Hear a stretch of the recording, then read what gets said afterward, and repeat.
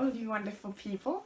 Welcome to IKC English this beautiful day.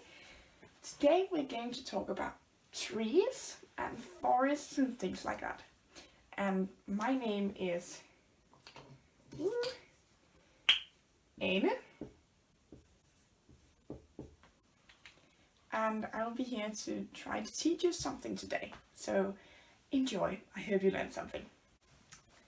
Okay, so today we're going to talk about forests. But first we need to get some terms right, because we have different words in English about different kinds of forests. So the first one is wood. This has nothing to do, this has a lot of not to do with forests, but this is not a word for a forest. This is a material. So we should not confuse this with woods. If we put an S on the end, then it's a group of trees, collection of trees. It's like a forest, but smaller. So a collection of trees that's not very big is called woods. You don't say a woods, you just say the woods. Into the woods. That is the woods. Usually we just say it with the definite article. If it's bigger, if it's a bigger collection of trees, then suddenly it becomes a forest. Yes. So we have woods. Woods is a collection of trees. Forest is also a collection of trees. It just has more trees. So two different words, but very close to the same meaning. So this just means anything that is big. And woods is a small forest. And that's it, that's the difference. Now there are different kinds of forests. Of course there are different kinds of forests because of climate and different types of plants and things like that, but also in the language we have completely different words. So just forest, that can be anything. Any large group, large collection of trees is a forest. Then I brought you two more words about forests. So we have jungle. A jungle is a forest that has very tangled growth, so there's just plants everywhere. So it's tangled, that's like that. So if your hair is just impossible to make straight, it's tangled. And that's what it's like with a jungle. And because of that, it's very hard to get through for people. So forests, normally you can just take a walk there. In a jungle you cannot. You have to cut down things and you have to climb over and under, and it's just very messy, right? So it's hard to get through, and normally it's in a climate that's humid and probably tropical. Humid, that's when there's some water in the air. That's humid. But jungle is not a scientific term. So this is just what people think. So they look and they think, oh, that's a jungle. So there's no criteria that it has to live up to. A jungle is just big forest that's very hard to get through. A big jumble of things. Jungle. Yes, and normally it's tropical. Then we have a rainforest. Rainforest is a bit like a jungle because it's a big forest. It has a lot of trees, a lot of big tall trees, and a lot of growth and different things. A rainforest is called a rainforest because it has a lot of rain. So it's raining a lot. It makes sense. So that's the main criteria. And then also there are these very high trees. So there's not so much sunlight at the bottom. So I think that's another difference between the jungle and the rainforest. But again, the jungle, it can be sort of, it's not scientific, so it's a little harder, but rainforest has some scientific criteria. So there are official rules as to what a forest has to be a rainforest. And jungle is just a jumble. Okay, some words about trees. This, as you can see, is a drawing of a tree. And we're going to learn some words about the things on the tree. First we have this, the body of the tree, you could say. That is called a tree trunk, or just a trunk. Trunk. A trunk. And that is this whole big part. It's the very thick part of the tree itself. Then up here we have all of these sticking out, both on the top, and they can be lower as well. But all the ones that are not in the ground. These are called branches. A branch.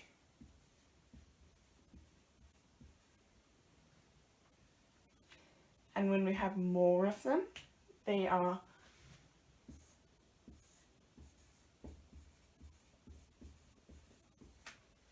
branches. Have to be careful with this one, because it's not just an S in the end, it is ES, branches. Because when we say branch, it's not easy. So when we pronounce branch, and then an S in the end, we put an E in the middle, so it becomes a syllable extra. So it becomes branches. It's easier for us. These up here, they are at the top of the tree. The top of the tree is called tree top.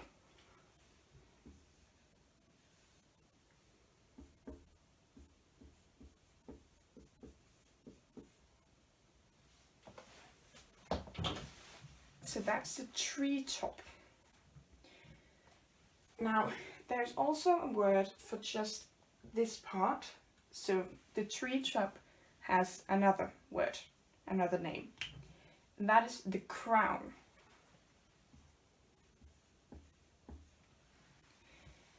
The crown of a tree, that's the top with the branches and all the leaves. And the tree top is just the top of the tree. It makes sense, right? So they mean basically the same.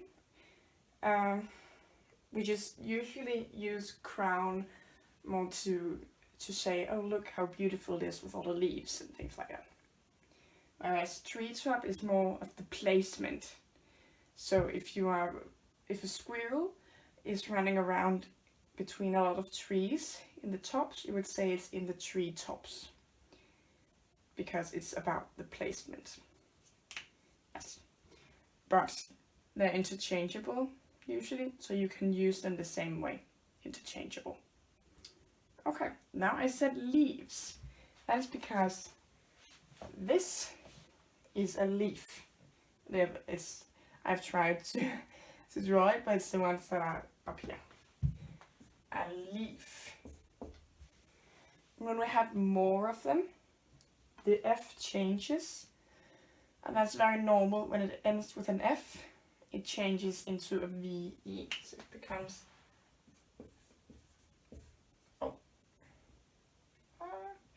nobody saw that. Leaves. One leaf, more leaves. Yes, very normal when it ends with F. Now, we have these down here that go underground and take all the water and nutrition, good things from the ground. And these are called roots. A root. Can you see it?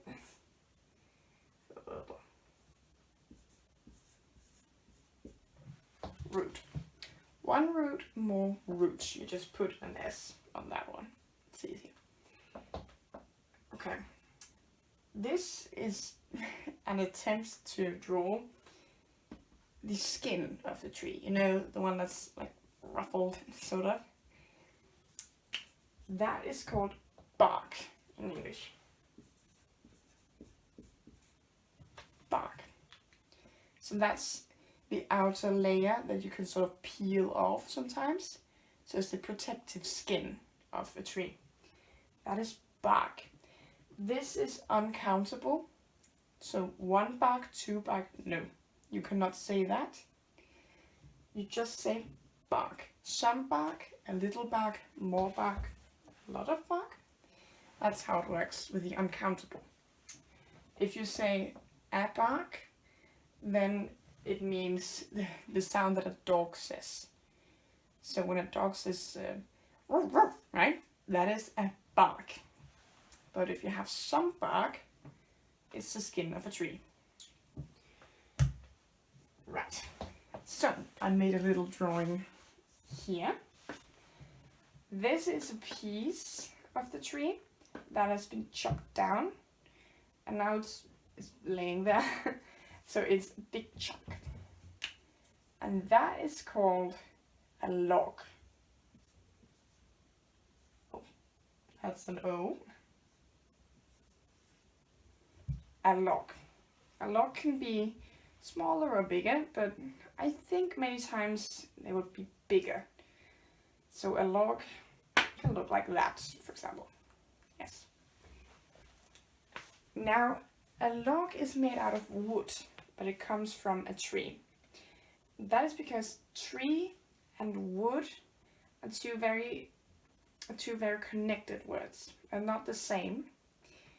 But in many languages it would be the same word, I think. At least in Danish, it's my language. So, wood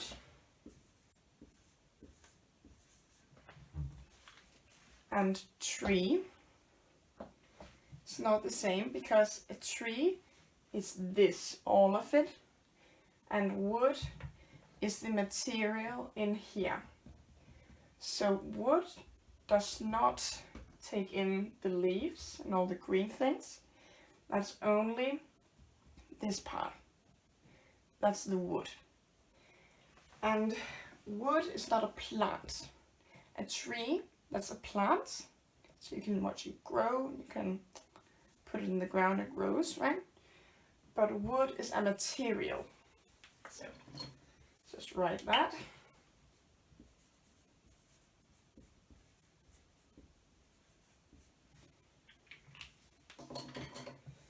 So wood is a material you can make something from. This table is wood. It's made out of wood. But wood comes from a tree. So wood is a material that comes from a tree.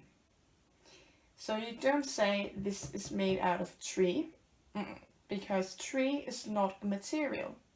And things are always made out of materials. Wood is just a material, but tree is a plant.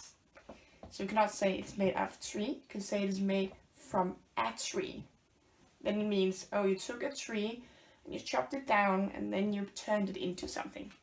But if you take a material and make something out of it, it cannot be tree, it can only be wood. Yes. A very similar word is timber.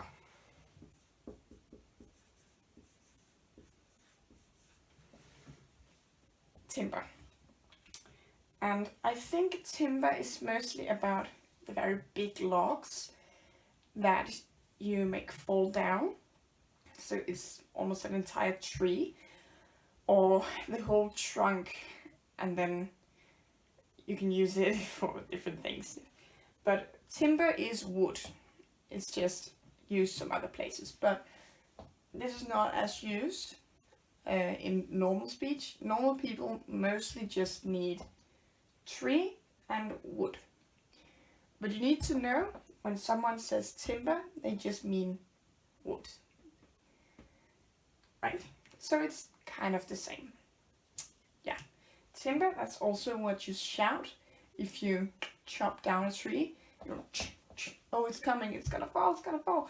And then you shout, timber, because that might hurt someone, so people need to know it's coming down. Then you shout, timber. Now we'll have some tree and forest idioms. Remember, idioms is something we say that doesn't make sense in itself, but it makes sense because we know it means something completely else. So we use our words to draw a picture that's an illustration of what we really mean. So it's just a way to spice up the language. Our first idiom with forests and trees is when you can't see the forest for the trees. Right? It doesn't make sense, does it? But we use it in a way that sort of makes sense. It means when you've thought so much about the details in a problem that you just can't see the whole problem anymore. So, when you are too involved in the details of a problem to look at the whole situation.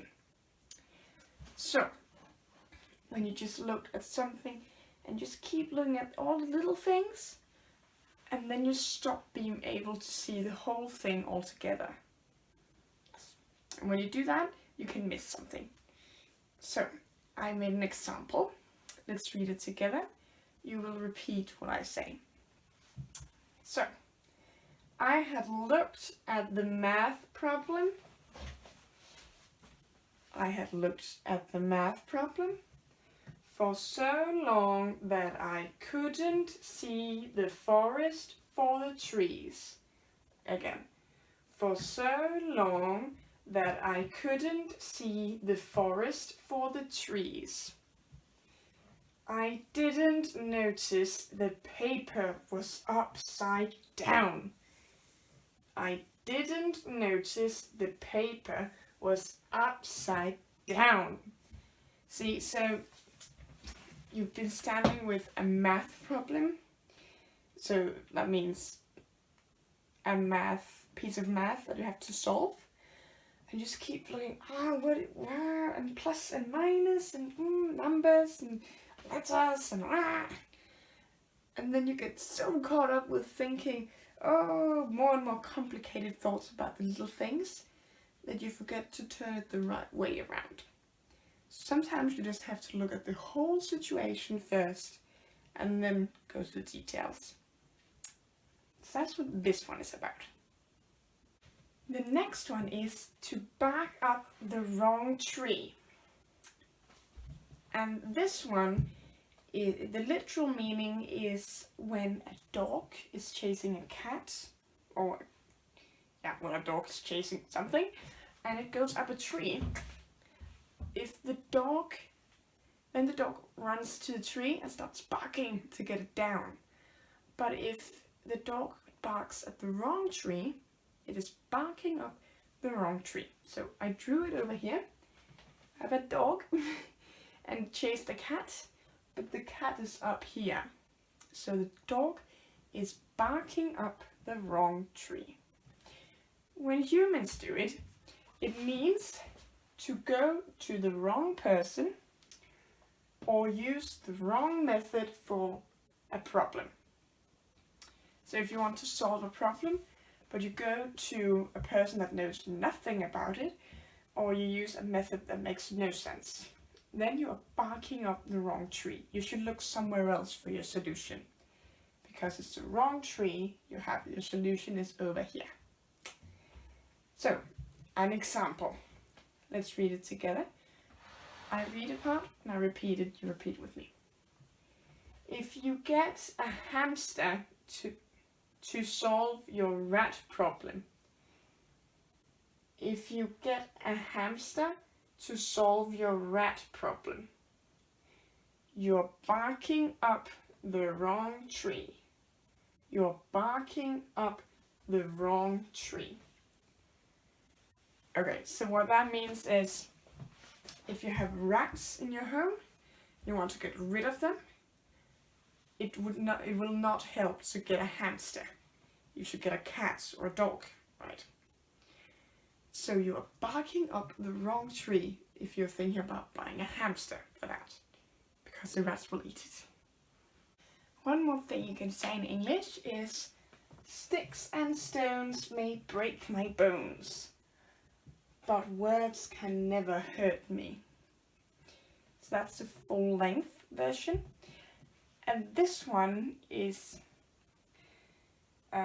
used to be a thing you could say to bullies. So if someone said something bad to you at school, you could just say, well, sticks and stones can break my bones, but words can never hurt me. Just to say that I don't care what you think. But it's not very used to say that anymore. It's just a good thing to know what it means. Usually we don't say the whole thing, we just say maybe sticks and stones. And then people know the rest, they know the meaning from that. So, an example. I think you're ugly. I think you're ugly, someone might say. And then a response could be, well, sticks and stones. Well, sticks and stones. Right? So, I think you're ugly. And then you could say, well, sticks and stones. So it just means you can't hurt me with your words. And that is the meaning of this one. And now for a little reflection. And today I found a place in the Bible with something with trees. So I found John chapter 15 verse 4 to 5. I have a Bible here. 4 to 5 says, abide in me and I in you. Abide means remain. So Jesus says to us, stay with me and I'll stay with you. As the branch cannot bear fruit by itself unless it abides in the vine, neither can you unless you abide in me. So he says, in a tree, the branch of a tree dies if it is not on the tree. But if it is on the tree, it can bear fruit. Bear fruit. Bear can also be to carry. Yeah? So bear fruit is carry fruit. So a branch that bears fruit is one that has fruit on it. I am the vine, you are the branches. A vine is the tree that grapes come from. So a vine with a V is a plant and wine with a W is a drink. Whoever abides in me and I in him or her, he it is that bears much fruit. For apart from me, you can do nothing. So what Jesus says is, if we stay with him, he will give us everything we need, because he is everything we need. We are like branches on a tree, and he is the tree. So he wants to put us on the tree, and we'll get all the good things that comes from the sun and that comes from the earth. Everything that he created of the best things to keep us alive and well throughout eternity, he will give us. But he can only give us that if we want to sit on the tree. So he wants us to be with him as close as we can. And he just wants us because he loves us. And we just need him because he is everything we were made to be with. So, I hope you will think and reflect upon that. thank you for today. I hope you learned something. Have a nice day. God bless.